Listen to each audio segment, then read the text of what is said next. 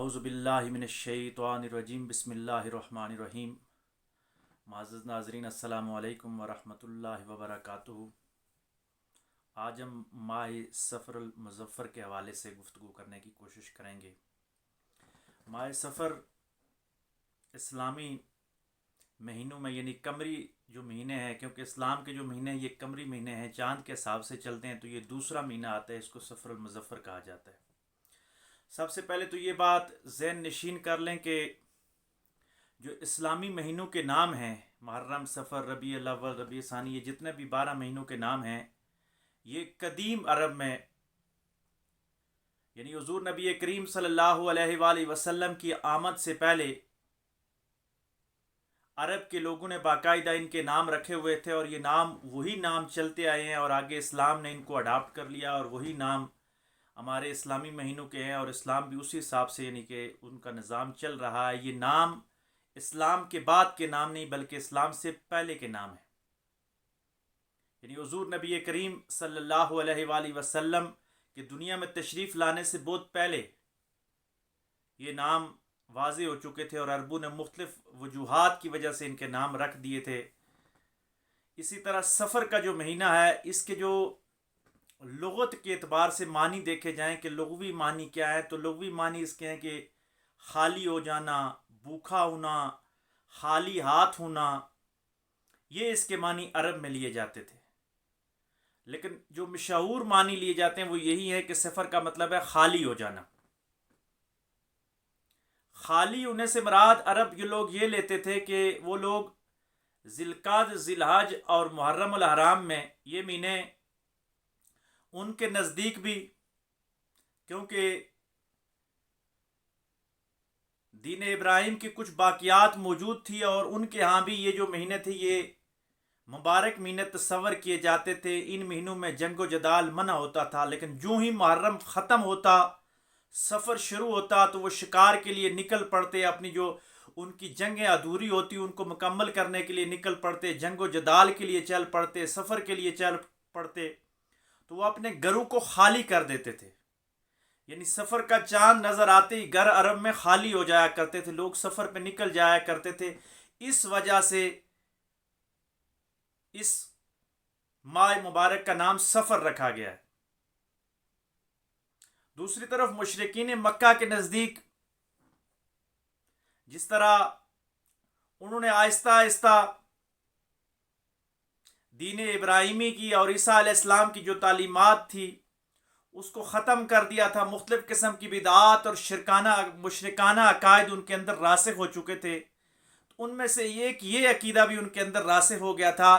کہ معاذ اللہ جو سفر کا مہینہ ہے یہ برکت سے خالی ہے، اس مہینے میں کوئی برکت نہیں پائی جاتی۔ مشرکین مکہ کے ہاں یہ بات مشہور تھی، اور مشرکین عرب کے ہاں یہ بات مشہور تھی کہ جو سفر کا مہینہ یہ خالی ہوتا ہے، برکت سے خالی ہوتا ہے۔ لیکن آقا انعامدار مرشد حقیقی جناب محمد مصطفیٰ صلی اللہ علیہ وآلہ وسلم تو دنیا میں آئی رحمتیں برکتیں لے کر ہے، اور اسلام نے کسی ساتھ کو منحوس نہیں قرار دیا۔ اسلام میں کچھ دن افضل ضرور ہیں، کچھ مہینے افضل ضرور ہیں، ان کا تقدس ضرور ہے، ان میں خاص عبادات ضرور کی جاتی ہیں، لیکن دنوں میں کوئی بھی دن برا نہیں ہے، مہینوں میں کوئی بھی مہینہ برا نہیں ہے، اور ساتوں میں کسی بھی سات کو برا نہیں قرار دیا گیا۔ اسلام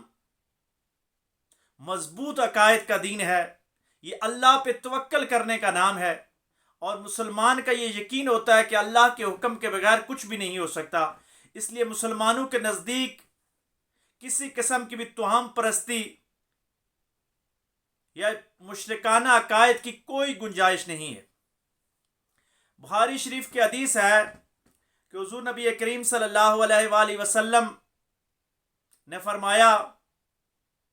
کہ کوئی بھی بیماری ایک انسان سے دوسرے انسان کو اللہ کی مرضی کے بغیر نہیں لگ سکتی، اور جو برا شگون لینا ہے یہ بھی درست نہیں ہے۔ اور پھر آخری حصے میں فرمایا کہ سفر کا مہینہ منحوس نہیں ہے، یعنی سفر کا مہینہ جو لوگ کہتے ہیں کہ برکتوں سے خالی ہے، اس میں آزمائشیں آتی ہیں، اس میں عذاب آتے ہیں، ایسی کوئی بات نہیں۔ حضور نبی کریم صلی اللہ علیہ وآلہ وسلم نے اس چیز کی سختی سے منع کیا ہے،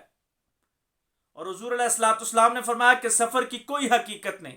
یعنی جو جاہلانہ عقائد ہیں کہ یہ برکتوں سے خالی ہوتا ہے، اس میں بیماریاں آتی ہیں، اس میں آفتیں آتی ہیں، بخاری شریف کی حدیث ہے کہ اس کی کوئی حقیقت نہیں ہے۔ حضور علیہ الصلوۃ والسلام نے سختی سے اس کو کنڈیمڈ کیا ہے، ریجیکٹ کیا ہے، لیکن نامعلوم کس بنیاد پہ، شاید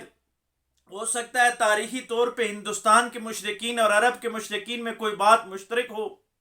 یا تجارت کی وجہ سے یا آنے جانے کی وجہ سے ہمارے ہندوستان کے اندر بر صغیر میں بھی یہ بات رائج پا گئی، اور آج تک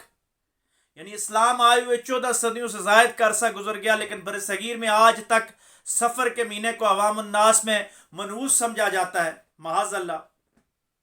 اب اسلام کی تعلیمات تو اس حد تک اجاگر ہو چکی ہیں، ہمیں اپنے گھروں میں یہ تبلیغ کرنی چاہیے کہ سفر کا مہینہ جو ہے یہ منحوس نہیں ہے، اس مہینے میں برکتیں پائی جاتی ہیں، خیر پائی جاتی ہے، یہ سعید مہینہ ہے۔ صوفیاء اکرام اس کو سفر الخیر کہتے ہیں، سفر المظفر کہتے ہیں۔ ایسی کوئی بات نہیں ہے کہ سفر میں برکتیں نہیں ہیں یا سفر میں کوئی آزمائشیں آتی ہیں۔ اب اسلامی تاریخ کو دیکھا جائے تو بڑے اہم واقعات سفر کے مہینے میں رونما ہوتے ہیں۔ غزوہ خیبر جو فتح ہوا تو یہ سفر کے مبارک مہینے میں فتح ہوا، یعنی یہودیوں کا وہ قلعہ فتح ہوا، وہ خیبر کی فتح جس نے مسلمانوں کو معاشی طور پہ مستحکم کر دیا، مادی طور پہ مستحکم کر دیا، روحانی طور پہ جس کی وجہ سے مسلمان مستحکم ہو گئے، وہ سفر کے مہینے میں اللہ تبارک و تعالیٰ نے یہ فتح ان کو عطا فرمائی۔ اسی طریقہ کے ساتھ حضرت علی کرم اللہ وجہ الکریم اور سیدہ کائنات خاتون جنت حضرت بی بی فاطمہ الزہرا سلام اللہ علیہا کا نکاح سفر المظفر کے مہینے میں ہوا۔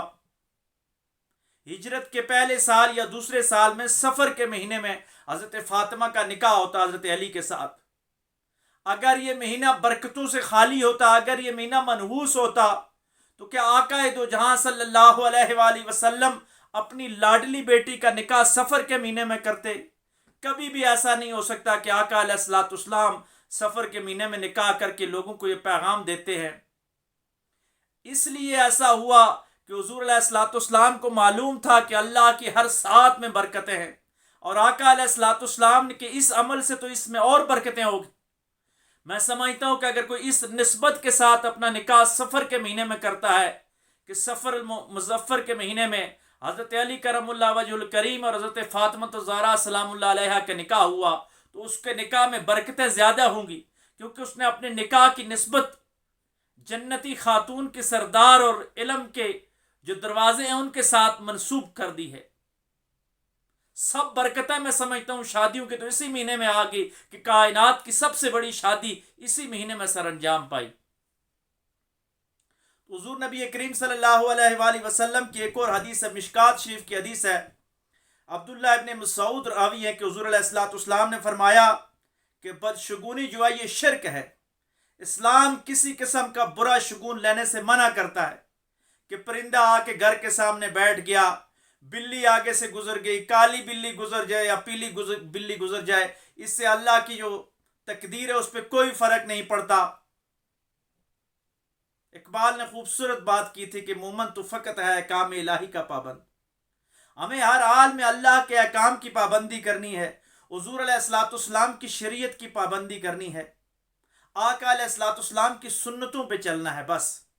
جس چیز کو حضور علیہ الصلوۃ والسلام نے منع فرمایا آپ نے اس سے رک جانا ہے، اور جس چیز کو کرنے کا حکم دیا ہے آقا علیہ الصلوۃ والسلام نے خود کیا، آپ کے صحابہ نے کیا، آپ کے اہل بیت نے کیا، تو ہمیں وہ کام ہر حال میں کرنے چاہیے۔ سورہ یونس کی